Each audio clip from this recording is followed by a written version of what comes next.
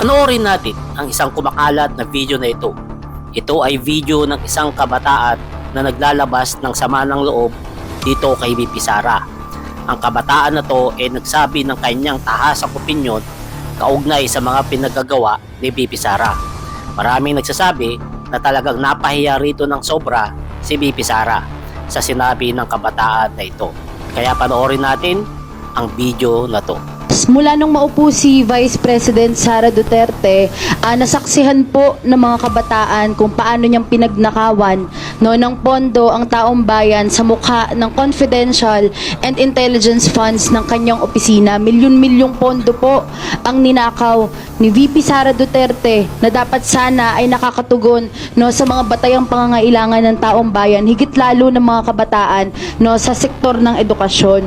Bukod po doon, nasaksihan po ng mga kabataan ang kawalan ng transparency ng opisina ni VP Sara Duterte at panloloko niya at patuloy na panloloko niya sa atin sa mga gawa-gawa at fabricated ng mga ebidensya ng auditing kung saan nga ba tunay na ginagasta ang pera ng taong bayan na nasa kanyang opisina. Nandyan din po na nasaksihan ng mga kabataan ang pambabastos mismo ni VP Sara Duterte sa proseso ng pagdinig at paghingi ng accountability sa kanya sa lahat ng mga nilustay niyang pondo mula sa pera ng taong bayan.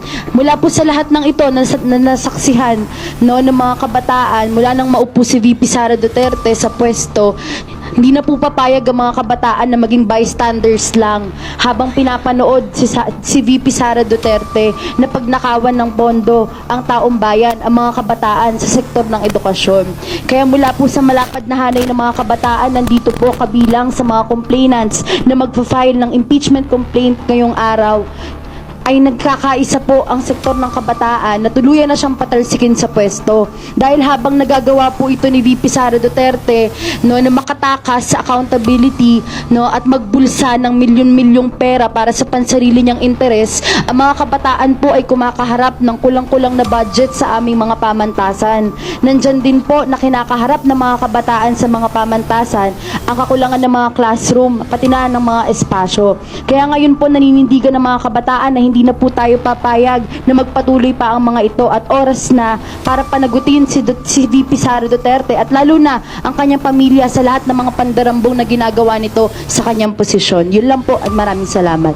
Yan, nakita nyo? Napanood nyo? Talagang hinangaan ng todo ng mga Pilipino ang isang kabataan na to.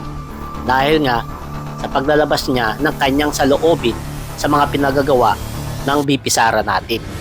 Etong kabataan na to, hindi mo rin talaga masisisi kung talagang dismayado na siya dito kay VP Sara. Kasi syempre nga, karapatan niya yan. Karapatan niya yan bilang Pilipino ang magsabi ng kanyang saloobin. Nagkataon lamang sa bawat buka ng kanyang bunganga, itong si VP Sara napapahiya. Sa bawat salitang kanyang binibigkas, itong si VP Sara talagang napapahiya sa sambayan ng Pilipino. Kasi nga, yung pinagsasabi ng kabataan na to talagang totoong totoo.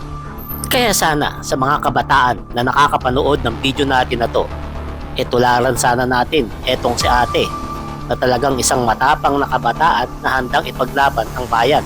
At huwag kayo gagaya sa mga DDS na pabigat sa bayan. Hanggang dito na lang. Salamat.